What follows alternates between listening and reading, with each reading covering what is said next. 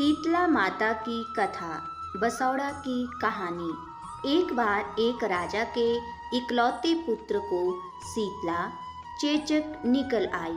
उसी के राज्य में एक काछी पुत्र को भी शीतला निकली हुई थी। काछी परिवार बहुत गरीब था, पर भगवती का उपासक था। वह धार्मिक दृष्टि से जरूरी समझे जाने वाले सभी नियमों को बीमारी के दौरान भी भली भांति निभाता रहा। घर में साफ सफाई का विशेष ख्याल रखा जाता था। नियम से भगवती की पूजा होती थी। नमक खाने पर पाबंदी थी। सब्जी में ना तो छौंक लगता था और ना कोई वस्तु भुनी तली जाती थी। गरम वस्तु ना वह स्वयं खाता, ना शीतला वाले लड़के को देता था। ऐसा करने से उसका पुत्र शीघ्र ही ठीक हो गया। उधर जब से राजा के लड़के को शीतला का प्रकोप हुआ था, तब से उसने भगवती के मंडप में सतचंडी का पाठ शुरू करवा रखा था। रोज हवन व बलिदान होते थे। राजपुरोहित भी सदा भगवती के पूजन में निमग्न रहते। राजमहल में रोज कढ़ाई चढ़ती, विविध प्रकार के गरम स्वादिष्ट भोजन बनते। सब्जी के साथ कई प्रकार के मांस भी पकते थे। इसका परिणाम यह होता कि उन लजीज भोजनों की गंध से राजकुमार का मन मचल उठता। वो भोजन के लिए जिद करता। एक तो राजपुत्र और दूसरे इकलौता। इस कारण उसकी अनुचित जिद भी पूरी कर दी जाती।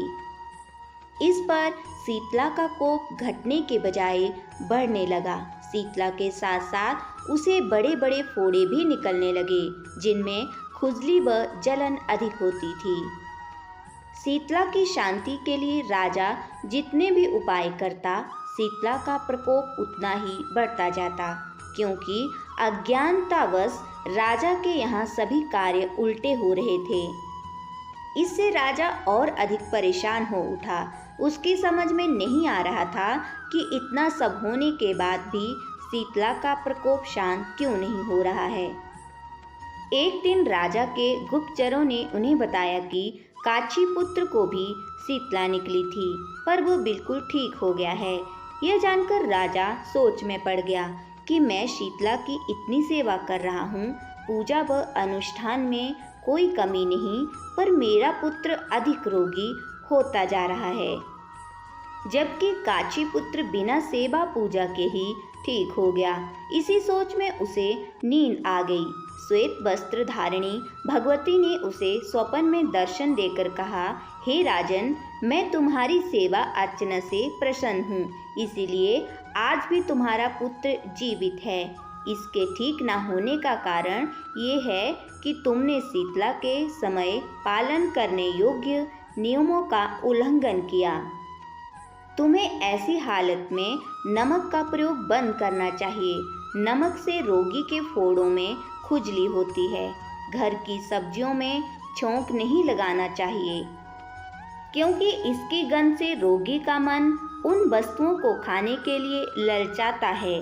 रोगी का किसी के पास आना जाना मना है, क्योंकि ये रोग औरों को भी होने का भय रहता है।